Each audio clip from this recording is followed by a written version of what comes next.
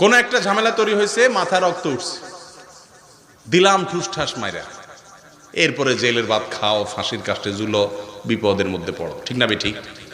নবী করিম সাল্লাল্লাহু আলাইহি সাল্লাম একবার এক ব্যক্তিকে দেখলেন, তার মাথায় রাগ উঠছে, অনেক রাগ। তখন তিনি দূর থেকে তাকে শুনে শুনে আরেকজনকে বলছেন, ইন্নী লাআলামু কালিমাতান, আমি একটা বাক্য জানি, যে বাক্যটা এই লোকটা এখন বললে তার রাগ পানির মতো ঠান্ডা হয়ে যাবে। সে বাক্যটা হলো আউযু বিল্লাহি মিনাশ শাইতানির রাজিম। কারণ শয়তান মূলত মানুষের মধ্যে রাগ ক্রোধ সৃষ্টি করে নিয়ন্ত্রণহীন করে দেয় মানুষকে। তখন ওই যে নবী সাল্লাল্লাহু আলাইহি ওয়াসাল্লাম তাকে শুনে শুনে বলছেন, ডাইরেক্ট বলতে যান নাই কেন? কারণ রাগের মাথায় যদি আপনি কাউকে বলতে যান ভাই ঠান্ডা করেন, আউযুবিল্লাহ পড়েন, একটা বক্সিং মেরেও দিতে পারে আপনাকে।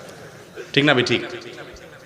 কারণ মাথা যখন গরম ওঠে তখন এই ওয়াজ নসিহত শোনার মতো মানসিকতা থাকে না, মানুষ শয়তান